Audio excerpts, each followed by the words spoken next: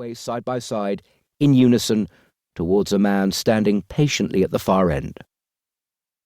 "Does your appointment signal even closer relations with Germany, Ambassador?" shouted one of the waiting photographers before he was sucked back into the frenzied pack, to be replaced by a female reporter literally hurling her microphone towards him. "Who will you be supporting in the European Cup final, Manchester United or Liverpool?" The question was obviously a joke.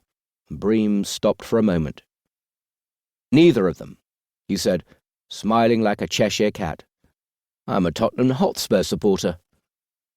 The off-the-cuff remark received a few chuckles from the crowd, and after a polite nod, the ambassador continued calmly up the red carpet to the grey-suited man with short blonde hair who greeted them warmly.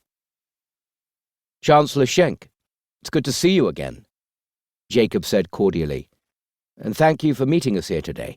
I apologize for the delay." The Chancellor was already shaking his head. "Not a problem, although another few minutes and we were about to call it off and go for dinner."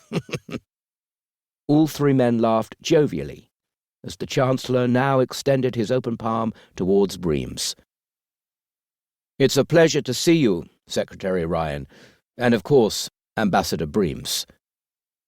Breams took the Chancellor's hand and shook it firmly. "The pleasure is all mine, Chancellor." The three men stood posed for a moment as the flashes intensified, and once satisfied the photo opportunity had been milked to the max, the Chancellor retrieved his hand and proceeded to usher his two guests inside and through the impressive entrance of the Federal Chancellery Building.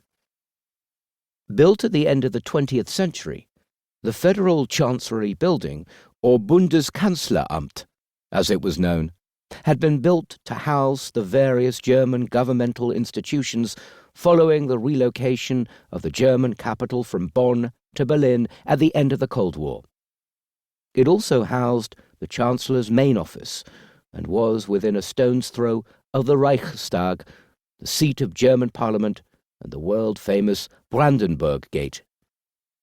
In humble comparison to the domed Reichstag building, the Chancellery itself was not that impressive, with a white two-story building at its centre, flanked by long rectangle corridors on either side, but it offered a style of symmetry that expressed the perfection at the heart of Germany's soul.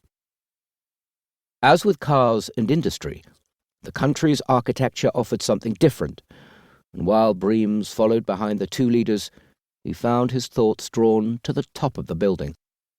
On the roof above, numerous pear trees had been planted, each one symbolizing a different German leader, and with the latest polls out that morning, Breams wondered if Chancellor Schenk's leaves had perhaps wilted of late.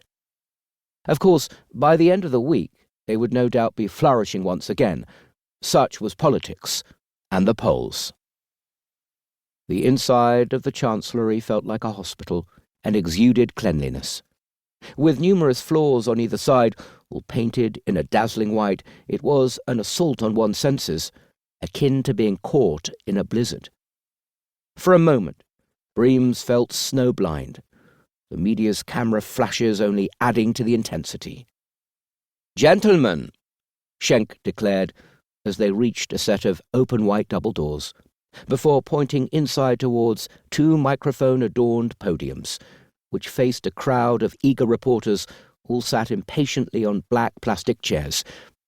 It was a tight fit, with attendees sat shoulder to shoulder, and the numerous Secret Service guards lining the room's edges looked particularly concerned and hampered by the number of hot, sweaty bodies that had been squeezed in for the press conference.